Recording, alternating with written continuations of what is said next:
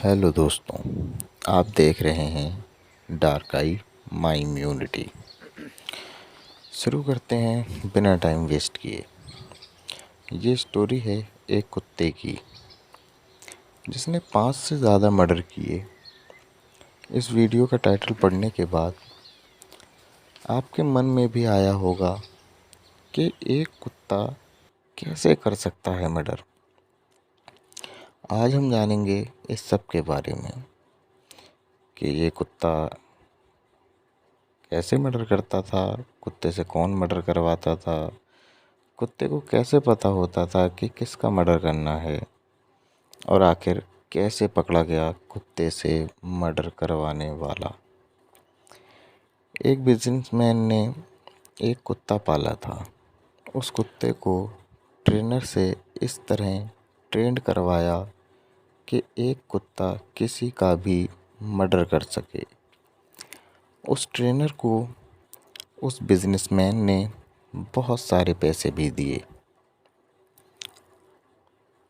अब उस बिजनेसमैन के सामने कोई ऐसा बंदा आता जिससे उसको लगे कि ये मेरे बिजनेस को नुकसान पहुंचा सकता है, तो वो उसका मर्डर उस डॉग से करवा देता था।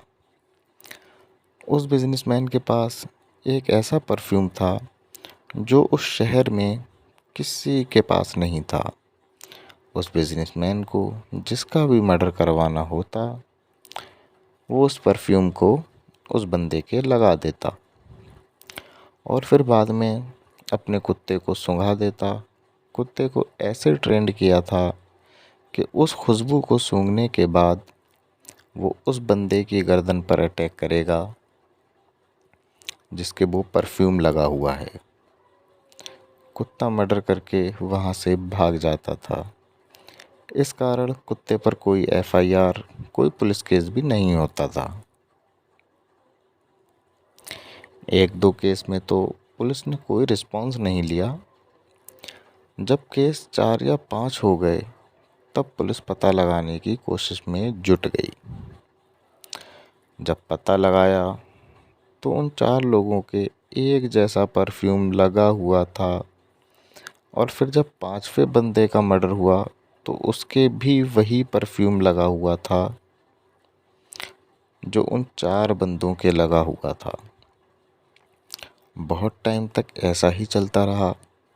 एक बार एक पार्टी में उस बिजनेसमैन ने एक बंदे का मर्डर करवाने की सोची। फिर किया वही पुराना तरीका।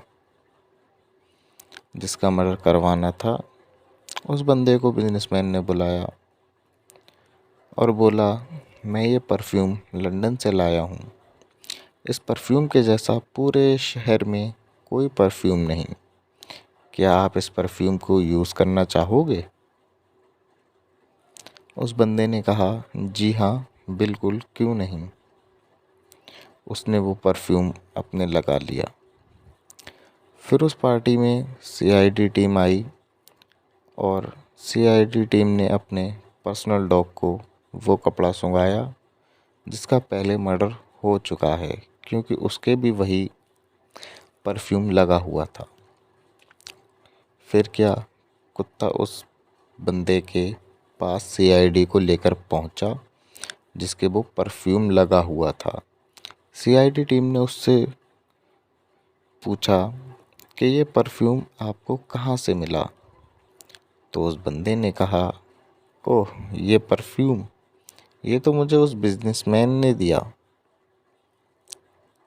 फिर क्या, सीआईडी उस बिजनेसमैन को ले गई और उससे पूछताछ करने लगी। फिर उस बिजनेसमैन ने बताया कि मेरे बिजनेस को जिस बंदे से खतरा होता था मैं उसको इसी तरह मर्डर करवा देता था। तो यही थी इतनी छोटी सी स्टोरी।